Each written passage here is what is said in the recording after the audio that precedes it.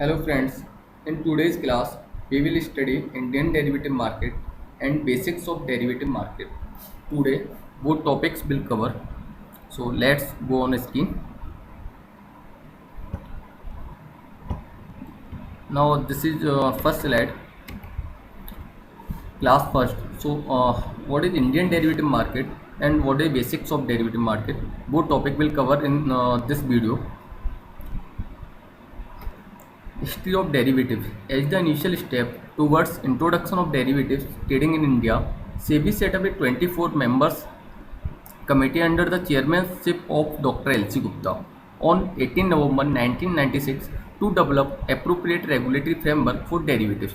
ये डेरिवेटिव की हिस्ट्री है जो मैं आपके सामने डिस्कस कर रहा हूँ और कब डेरिवेटिव स्टार्ट हुआ, कब इंडिया के अंदर इसको अप्रूवल्स मिले सेबी की तरफ से ना। ये बहुत हेल्प करता है जब भी आप NISM का एग्ज़ाम देते हैं, और NISM के एग्ज़ाम भी अगर नहीं देते हैं तब भी हमें ये पता होना चाहिए बेसिक्स की हिस्ट्री क्या है कि कब ये कभी क्वेश्चंस आ जाता है कहीं ना कहीं एग्जाम्स में, डेरिवेटिव ट्रेडिंग कब स्टार्ट हुई थी इंडिया के अंदर, तो कब किस प्रोडक्ट को अप्रूवल मिला था, कौन सा सेगमेंट कब स्टार्ट हुआ था, जैसे ऑप्शन हुआ, ठीक है, फ्यूचर्स हुए, तो ये सब अलग अलग प्रोडक्ट हैं। अब तो कौन सा प्रोडक्ट कब स्टार्ट हुआ था वो एक बार हम आगे डिस्कस करेंगे नेक्स्ट स्लाइड में। So the exchange traded derivatives started in India in June 2000 with SEBI permitting BSE and NSE to introduce equity derivative segment. SEBI ने परमिशन दे दी थी जून 2000 में। नेशनल स्टॉक एक्सचेंज और Bombay stock exchange both are largest stock exchange in India. दोनों stock exchange बड़े stock exchange हैं India में, और दोनों को परमिशन मिल गई थी कि आप डेरिवेटिव में ट्रेडिंग स्टार्ट करा सकते हो। तो उन्होंने इंट्रोड्यूस करने के लिए उनको परमिशन दे दी थी जून 2000 में सेबी ने। To begin with SEBI approve trading in index future contract based on CNX Nifty and BSE Sensex which commence trading in June 2000।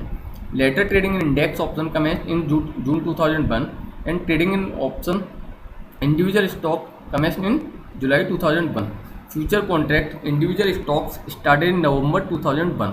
तो जैसा कि हम लोग अभी स्लाइड में पढ़ पा रहे हैं कि डेरिवेटिव में ट्रेडिंग कब स्टार्ट हो गई थी, जो परमिशन मिल गई थी वो जून 2000 में मिल गई थी दोनों एक्सचेंज को, और इंडेक्स फ्यूचर में जो ट्रेडिंग स्टार्ट हुई थी वो जून 2000 में स्टार्ट हो गई थी। इंडेक्स फ्यूचर के साथ में इन्होंने इम्प्लीमेंट किया था।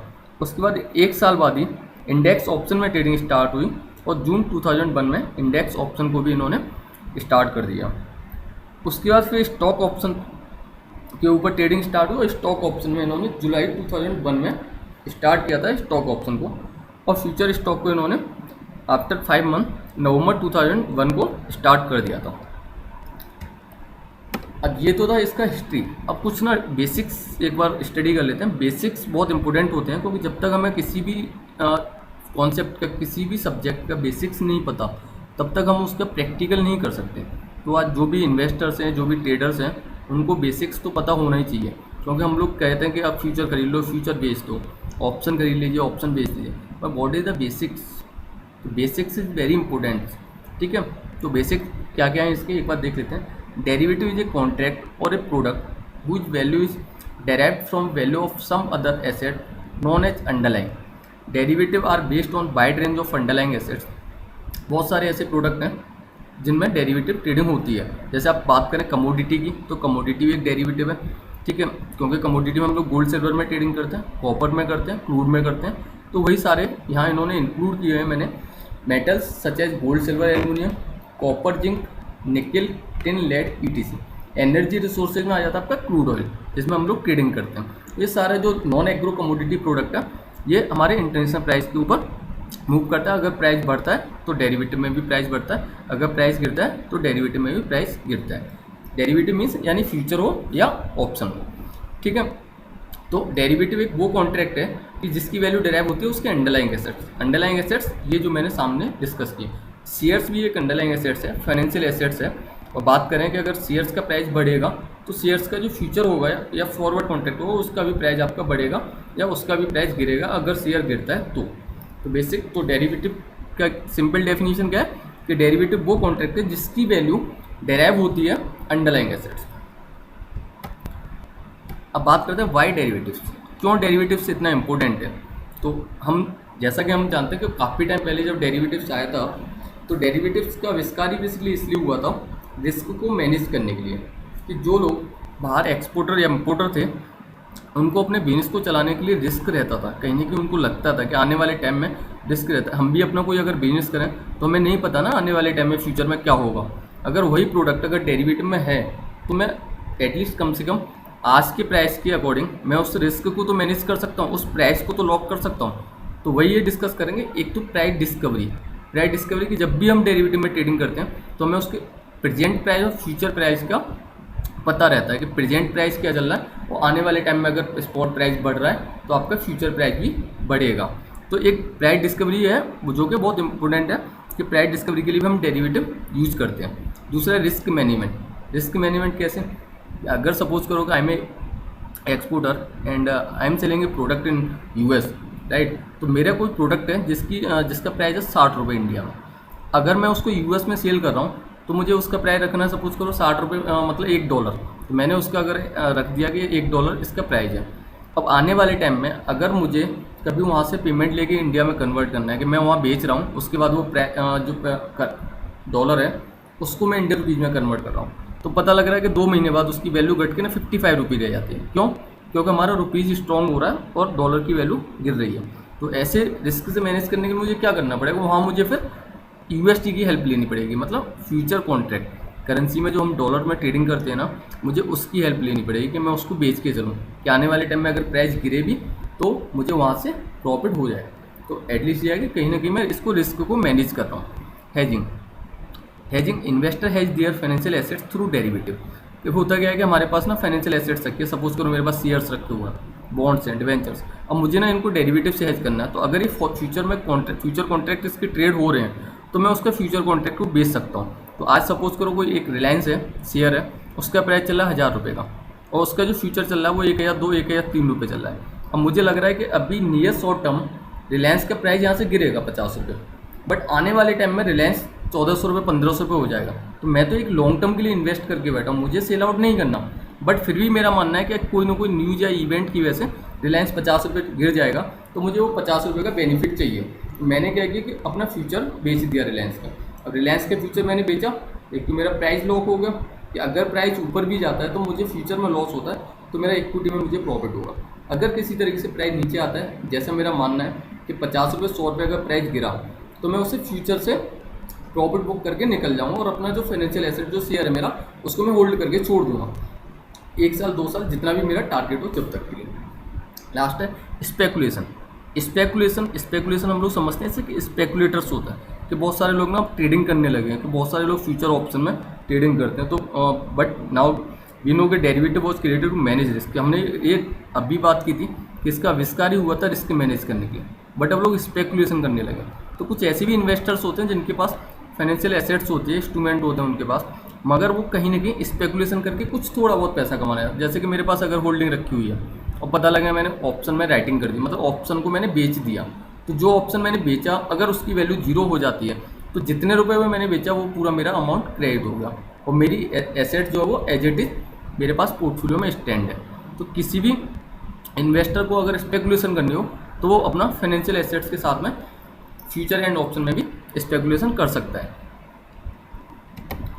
अब बात करते हैं फॉरवर्ड कॉन्ट्रैक्ट जो डेरिवेटिव के 4 प्रोडक्ट होते हैं, future, forward, options and swap. इस वीडियो में हम लोग फॉरवर्ड एंड फ्यूचर डिस्कस करेंगे, क्योंकि अगर हम ज़्यादा कुछ डिस्कस करेंगे एक साथ तो कन्फ्यूजन हो जाएगा, क्योंकि जो भी लोग अगर बिगनर है, कोई फर्स्ट टाइम कोई वीडियो देख रहा है, तो उसके लिए बहुत कन्फ्यूजन क्रिएट होगा। तो पहले बात करते हैं फॉरवर्ड कॉन्ट्रैक्ट। तो forward agreement is a customise contract between 2 parties. Forward एक वो कस्टमाइज कॉन्ट्रैक्ट है जो 2 लोगों के बीच मिलकर बनना है, ठीक है। एक बायर है और एक सेलर है, और आज के स्पेसिफाइड फ्यूचर टाइम एट ए प्राइस अग्रीड अपॉन टुडे। और 2 बायर सेलर अगर मिलते हैं आपस में, वो कॉन्ट्रैक्ट को एग्जीक्यूट करते हैं, और उन्होंने एक फ्यूचर टाइम डिसाइड किया हुआ कि ये कॉन्ट्रैक्ट हमारा तब तक वैलिड है, और प्राइस जो है वो आज का उन्होंने एग्रीड किया कि आज का प्राइस है, उस पर हम लोग इस कॉन्ट्रैक्ट को बना रहे हैं। अब एक बायर है, मैंने एक एग्जाम्पल लिखा है, इसी को हम लोग डिस्कस कर लेते हैं। मान के चलो ये is ready to buy 5000 kg beet at ₹10 पर kg ऑन दिसंबर 2014।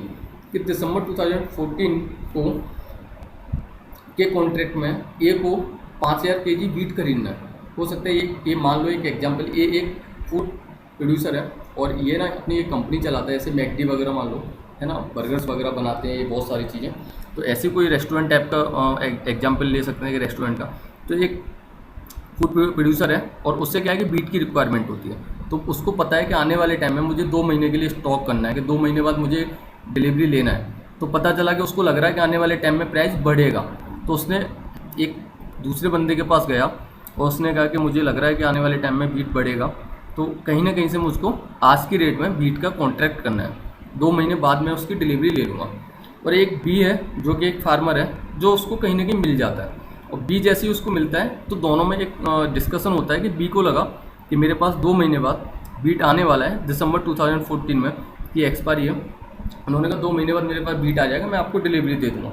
तो उसको लग रहा है कि आने वाले टाइम में प्राइस गिर सकता है, जब तक मेरा बीट का प्रोडक्शन होगा और मेरे को फिजिकल में आएगा तो उसके बाद प्राइस गिर भी सकता है। तो बी ने कहा ऐसे कि चलो ठीक है, आज का जो प्राइस है 10 रुपये का, उस प्राइस में मैं आपको 5000 kg बेचने का कॉन्ट्रैक्ट करता हूँ। और ए ने कहा ठीक है, आई एम एग्री कि मैं 5000 kg 10 रुपये पर खरीदने का कॉन्ट्रैक्ट करता हूँ। ए खरीदेगा और बी बेच रहा है, तो दोनों की मेंटलिटी अलग अलग है, ए को लग रहा है प्राइस बढ़ेगा और बी को लग रहा है प्राइस गिरेगा, तो दोनों अपना रिस्क मैनेज करने की सोच रहे हैं।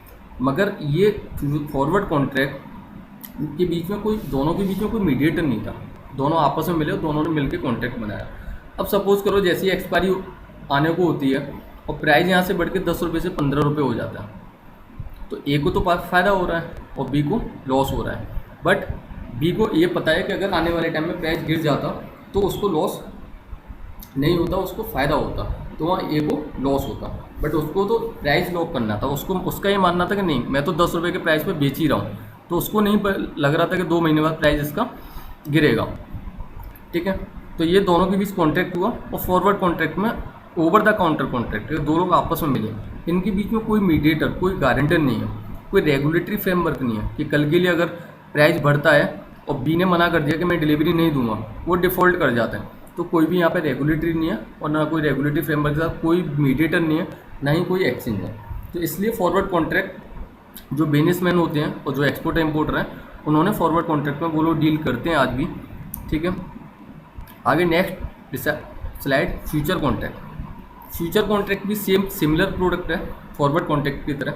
Future contract is an agreement between two parties to buy or sell an assets at a certain time in the future at a certain price. Futures contract are standardized contract, extended contract. मतलब standardized contract, extended means एक mediator, एक ऐसा platform जिसके through दो buyer seller मिल रहे हैं, वहाँ पे एक रेगुलेटरी फ्रेमवर्क यूज हो रहा है कि उनको कहीं ना कहीं वहाँ गाइडलाइंस फॉलो करनी पड़ रही हैं कि आप इतने से ज़्यादा नहीं खरीद सकते। जहाँ हम बात करते हैं ना कि एक ट्रेडर्स के लिए, स्पेकुलेटर्स के लिए एक लिमिट बांधी हुई है एक्सचेंज ने कि एक व्यक्ति इससे ज़्यादा नहीं खरीद सकता। तो फ्यूचर कॉन्ट्रैक्ट में दो लोग आकर मिल रहे हैं, बट वो एक एक्सचेंज के थ्रू मिल रहे हैं कि वहाँ सामने प्राइस डिस्कवर हो रहा है कि बायर ने बोला कि ये प्राइस पे मैं खरीदने के लिए ऑर्डर लगाता हूँ, अगर उतने में सेलर अगर है तो तुरंत ऑर्डर एग्जीक्यूट हो जाएगा। मतलब वहाँ उसको बायर सेलर ढूंढने की ज़रूरत नहीं है, सामने अगर प्राइस अवेलेबल है, बायर सेलर अवेलेबल है, डिमांड सप्लाई है, तो ट्रेड हो जाएगा। तो दोनों एक्सचेंज ट्रेडेड है, तो यहाँ एक मीडिएटर है, तो रेस्पॉन्सिबिलिटी भी है कि कहीं ना कहीं किसी न किसी ब्रोकर के थ्रू गया होगा, एक्सचेंज के प्लेटफॉर्म को यूज़ कर रहा है, तो गारंटेड है कि वो कहीं ना कहीं रिकॉर्ड है उसका। तो future contracts are available on variety of commodities, currency, interest rate, stock and other tradable assets. They are highly popular on stock, indicate interest rate and foreign exchange.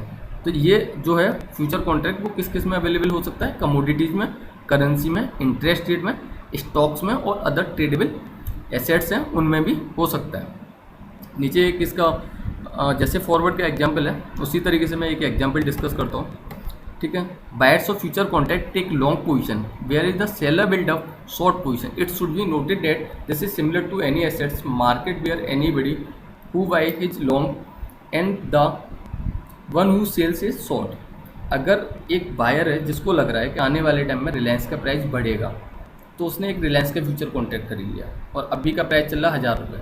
तो सामने अगर एक सेलर है जिसको लग रहा है कि प्राइस आने वाले टाइम में गिरेगा, तो वो वहाँ से उसको बेच रहा है, सेल कर रहा है, तो उसके पास पोजीशन है नहीं, वो फ्रेश पोजीशन बना रहा है। तो फ्रेश पोजीशन मतलब वो सेल करके चल रहा है, तो उसको हम क्या बोलेंगे, राइटर, कि वो शॉर्ट पोजीशन बना रहा है, कि उसके पास नहीं है बट वो बेच रहा है, क्योंकि उसको लग रहा है प्राइस गिरेगा तो मैं दोबारा उसको परचेस कर लूँ। एक बायर है जिसको लग रहा है कि मुझे कैरी करके ले जाना, मुझे लग रहा है 1 दिन बाद 2 दिन बाद प्राइस बढ़ेगा, हो सकता है वो इंट्राडे भी कर ले, तो it means this is long position.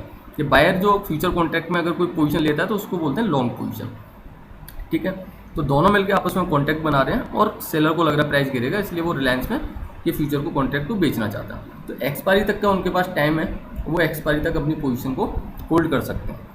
मैंने इससे पहले एक वीडियो में डिस्कस भी किया था ओपन इंटरेस्ट, तो आप एक बार उसको जरूर स्टडी करिएगा, क्योंकि जब भी हम फ्यूचर ऑप्शन की बात करते हो तो ओपन इंटरेस्ट एक बहुत अच्छा कॉन्सेप्ट है, पढ़ने में भी मज़ा आएगा, वो बहुत मतलब इम्पोर्टेंट भी है, क्योंकि जब भी पोजीशंस बनती है ना तो ओपन इंटरेस्ट बढ़ता है। अगर फ्रेश कॉन्ट्रैक्ट और बनना है, अगर पोजीशंस बाइंड अप हो रही हैं तो कहीं ना कहीं कॉन्ट्रैक्ट रिड्यूस हो रहे हैं। होता है ना एक्सपायरी के टाइम पे क्या होता है, कॉन्ट्रैक्ट रिड्यूस होता है, बहुत सारे लोग एग्जिट करते हैं और बहुत सारे लोग रोल ओवर करते हैं कि इस महीने की पोजीशन को ख़त्म करके अगले महीने की पोजीशन में एंटर करते हैं। ठीक है, तो फ्यूचर क्लियर है। मैंने अभी जिस तरीके से शेयर्स के बारे में बताया कि एग्जाम्पल देखें, बहुत सिंपल टॉपिक है। ठीक है, ट्रेडिंग प्लेटफॉर्म। अब ये ट्रेडिंग प्लेटफॉर्म, अभी हमने बात की फ्यूचर कॉन्ट्रैक्ट, एक स्टैंडर्डाइज कॉन्ट्रैक्ट, तो वहाँ कुछ रेगुलेटरी फ्रेमवर्क है कि आप डायरेक्टली एक्सचेंज पर नहीं जा सकते। आपको क्या करना पड़ेगा, आप दो बायर सेलर हो, आपको सबसे पहले एक ब्रोकर के पास जाना पड़ेगा। ब्रोकर के पास आपको एक अकाउंट ओपन कराना है और अकाउंट ओपन कराने के बाद आप फ्यूचर्स में ट्रेडिंग करने के लिए एलिजिबल हो। और उससे ब्रोकर को परमिशन कौन देता है, स्टॉक एक्सचेंज। तो स्टॉक एक्सचेंज का जो प्लेटफॉर्म है वो हम एक मीडिएटर ब्रोकर के थ्रू हम यूज़ कर रहे हैं, चाहे बायर हो या सेलर हो, दोनों एक मीडिएटर जो ब्रोकर है उसके थ्रू यूज़ कर रहे हैं। ठीक है, एक ट्रेडिंग प्लेटफॉर्म इस तरीके से हिरार्की होती है। अब बात करते हैं कुछ टर्मिनोलॉजी होती है डेरिवेटिव में। डेरिवेटिव में जो टर्मिनोलॉजी होती है वो हम डिस्कस करते हैं, spot price, future price, contract cycle, expiry date, contract cycle. Spot price क्या होता है, स्पॉट प्राइस कि जब हम किसी भी फ्यूचर में ट्रेडिंग करते हैं तो वो उसकी वैल्यू किसी न किसी पे डेराइव हो रही है अंडरलाइंग एसेट्स पे, तो वो एक प्रेजेंट प्राइस क्या है, तो the price at which assets trades in the cash market, कि वो प्राइस जो कि कैश मार्केट में ट्रेड हो रहा है। कैश मार्केट मतलब स्पॉट में जो ट्रेड हो रहा है उसको हम लोग बोलते हैं स्पॉट प्राइस। ठीक है, मतलब सामने क्या प्राइस चल रहा है अभी current. Futures price, futures price the price at which the future contract trade in future market, कि जो प्राइस फ्यूचर कॉन्ट्रैक्ट में ट्रेड हो रहा है उसको हम बोलते हैं फ्यूचर प्राइस। ठीक है, फ्यूचर मार्केट मीन्स डेरिवेटिव में। कॉन्ट्रैक्ट साइकिल, कॉन्ट्रैक्ट साइकिल कि जब तक हम दो बायर सेलर मिलकर एक कॉन्ट्रैक्ट करते हैं, कि अगर फॉरवर्ड में बात करें उन्होंने बोला कि मुझे एक महीने के लिए कॉन्ट्रैक्ट करना है, तो वो एक महीने बाद वो कॉन्ट्रैक्ट खत्म हो जाएगा। और ऐसे ही यहाँ एक्सचेंज पर अगर वो ट्रेड कर रहा है तो यहाँ भी टर्मिनोलॉजी है कि कॉन्ट्रैक्ट साइकिल कि आपको कुछ ना कुछ एक्सपायरी लेके चलना पड़ेगा। ऐसा नहीं है कि आज मई चल रहा है और आप बोल दो कि मैं 2 साल 3 साल बाद की एक्सपायरी लूँगा, नहीं। अगर आप इक्विटी की बात करते हो तो इक्विटी में जो एक्सपायरी होती है वो आपके पास कॉन्ट्रैक्ट्स महीने जो मंथ होते हैं वो 3 मंथ होते हैं। करेंसी में आपके पास 12 मंथ होते हैं, कि 12 महीने तक के कॉन्ट्रैक्ट आपको मिलते हैं। कि अगर मुझे सपोज करो करेंसी में ट्रेडिंग करना है तो मेरे पास अगर अभी अप्रैल मई चल रहा है तो मेरे पास नेक्स्ट अप्रैल तक कॉन्ट्रैक्ट मेरे ओपन होंगे कि मैं डॉलर को खरीद सकता हूँ। हो सकता है अप्रैल 2021 का डॉलर मैं खरीदूँ, हो सकता है अप्रैल 2021 का डॉलर मैं बेचूँ। तो बेसिकली वो 12 महीने के कॉन्ट्रैक्ट ओपन होते हैं। एक्सपायरी डेट, हर महीने में एक दिन तो ऐसा होता है जिस दिन वो कॉन्ट्रैक्ट एक्सपायर होता है, तो वो लास्ट डे कौन सा है, तो वो लास्ट डे अभी तक जो एक्सपायरी होती है वो लास्ट थर्सडे को होती है। कि every month last Thursday of every month, हर महीने का लास्ट थर्सडे को एक्सपायर हो जाता है कॉन्ट्रैक्ट, कि उसके बाद वो पोजीशन नहीं होती है और दोनों बायर सेलर के कॉन्ट्रैक्ट वहीं पे ख़त्म हो जाते हैं। तो कॉन्ट्रैक्ट साइज क्या है, it represent the standardised quantity of financial instrument. Contract size होता है लॉट, जिसमें हम लॉट में बहुत सारी क्वांटिटी होती है। जैसे कि मैं अगर एक रिलायंस का फ्यूचर खरीदने जा रहा हूँ, तो जैसे मैं शेयर को अगर 1 शेयर 2 शेयर करके खरीद लूँगा, बट मैं फ्यूचर को ऐसे नहीं खरीद सकता, मुझे फ्यूचर लॉट में खरीदना होगा। लॉट मतलब एक लॉट में हो सकता है 1000 क्वांटिटी हो, एक लॉट में हो सकता है 500 हो सकता है 200। तो वो जो लॉट साइज है वो एक्सचेंज डिसाइड करता है, जैसे भी उनके नॉर्म्स होते हैं उसके अकॉर्डिंग। ठीक है, अब कुछ डिफरेंस हैं वो एक बार डिस्कस कर लेते हैं कि difference between future and forward contract. Future forward में क्या डिफरेंसेज हैं। Traded on an organise exchange, future जो है वो एक ऑर्गेनाइज किया हुआ एक्सचेंज उस पर ट्रेड होता है। फॉरवर्ड कॉन्ट्रैक्ट है वो ओवर द काउंटर है, ओटीसी इन नेचर, दो लोग आपस में मिलकर बना रहे हैं कॉन्ट्रैक्ट। स्टैंडर्डाइज कॉन्ट्रैक्ट है फ्यूचर, कि एक्सचेंज के ऊपर ट्रेड हो रहा है तो कुछ ना कुछ उसका फॉर्मेट तैयार किया होगा, कुछ उसके नॉर्म्स भी हैं। ठीक है, रेगुलेटरी फ्रेमवर्क भी है। फॉरवर्ड कॉन्ट्रैक्ट में कोई नॉर्म्स नहीं है, कोई रेगुलेटरी फ्रेमवर्क नहीं है, कोई प्लेटफॉर्म तैयार नहीं है, दो बायर सेलर आपस में मिलते हैं और एक कॉन्ट्रैक्ट बना लेते हैं। फ्यूचर कॉन्ट्रैक्ट्स में मोर लिक्विड मतलब बहुत ज़्यादा लिक्विडिटी है, मगर फॉरवर्ड में लिक्विडिटी नहीं है, लेस लिक्विड। मतलब फॉरवर्ड में सिर्फ दो बायर सेलर मिलकर कॉन्ट्रैक्ट बना रहे हैं। अगर कल के लिए फॉरवर्ड में प्राइस गिरता है या बढ़ता है, हो सकता है कि बायर सेलर को ढूंढे तो नहीं मिले, हो सकता है सेलर बायर को ढूंढे नहीं मिले। तो आज लिक्विडिटी नहीं है कि वो किसी और को अपना कॉन्ट्रैक्ट बेच सके। और फ्यूचर्स के अंदर क्या है कि अगर आपने कोई फ्यूचर खरीद लिया तो आपको कोई दूसरा सेलर या बायर मिल जाता है, आप उसको खरीद बेच कर सकते हो। ठीक है। रिक्वायर्ड्स मार्जिन पेमेंट, फ्यूचर्स के अंदर जब भी आप कोई कॉन्ट्रैक्ट बनाते हो तो आपको कुछ ना कुछ मार्जिन अपने ट्रेडिंग मेंबर को डिपॉजिट कराना होता है, क्योंकि जिससे कि अगर कहीं आपको लॉस हो तो वो आपके मार्जिन में से अमाउंट डिडक्ट कर ले। क्योंकि विदाउट मार्जिन, विदाउट सिक्योरिटी आपको कोई फ्यूचर कॉन्ट्रैक्ट में क्यों ट्रेडिंग कराएगा। क्योंकि अगर आपने कोई कॉन्ट्रैक्ट खरीदा और सामने किसी ने कॉन्ट्रैक्ट बेचा तो आपको अगर लॉस हो गया तो एटलीस्ट वो ऑब्लिगेशन बनता है ट्रेडिंग मेंबर का कि आपसे पैसा लेके वो दूसरे वाले कस्टमर को दे दें। फॉरवर्ड के अंदर नो मार्जिन पेमेंट, आपस में वो लोग जैसी भी सहमति कर रहे हैं दो बायर सेलर मिलके वही कॉन्ट्रैक्ट है और कोई मार्जिन की रिक्वायरमेंट नहीं है। फ्यूचर्स में डेली सेटलमेंट होता है। सेटलमेंट कि अगर मैंने आज कोई फ्यूचर खरीदा और मैं उसको नहीं अभी बेच रहा हूँ, मुझे लग रहा है अभी प्राइस और बढ़ेगा, 2 दिन बाद 3 दिन बाद और बढ़ेगा, तो मैंने सपोज करो कल अगर उसको बेचना चाहा तो मैं कल ये देखूंगा उसका कि कल की क्लोजिंग से मुझे कितना प्रॉफिट हुआ। तो अगर आज मैं पोजीशन को कैरी करके ले जा रहा हूँ तो मेरा जो सेटलमेंट होगा आज जब मार्केट क्लोज होगा उसका जो क्लोजिंग प्राइस है ना उसके अकॉर्डिंग मुझे प्रॉफिट लॉस मिलेगा। कि मैंने आज अगर 1000 रुपये में खरीदा और क्लोजिंग होती है 1015 रुपये, तो मुझे जो 15 रुपये का प्रॉफिट है ना वो मेरे अकाउंट में क्रेडिट हो जाएगा। ठीक है। तो फॉलोज डेली सेटलमेंट। और फॉरवर्ड के अंदर settlement happens at the end of the period. Forward में बात करते हैं कि एक्सपायरी वाले दिन क्या सेटलमेंट, वो प्रॉफिट लॉस एक्सपायरी वाले दिन क्या हुआ, वो जब सेटल करने आते हैं तो वो एक्सपायरी वाले दिन करते हैं। और फ्यूचर्स में डेली बेसिस पर।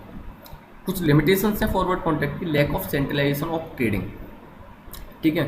सेंट्रलाइजेशन ट्रेडिंग नहीं हो सकती, बहुत सारे लोग बायर सेलर एक जगह नहीं आ सकते। इलिक्विडिटी, इलिक्विडिटी मतलब बायर सेलर उतना ज़्यादा डिमांड सप्लाई है ही नहीं उसमें कि बहुत सारे बायर सेलर्स आ ही नहीं रहे।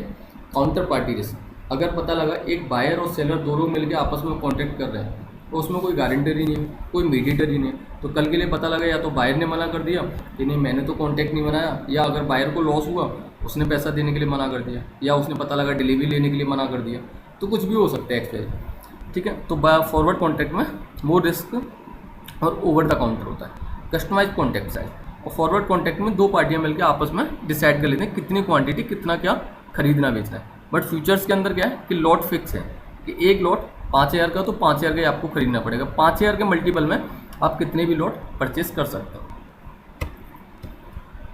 ठीक है। तो ये वीडियो थी फ्रेंड्स जिसमें हम लोगों ने ये डिस्कस किया था डेरिवेटिव्स की हिस्ट्री क्या थी। ठीक है। डेरिवेटिव्स इंडिया में कब स्टार्ट हुआ था एंड क्या बेसिक्स थे इसके, और फॉरवर्ड फ्यूचर क्या थे।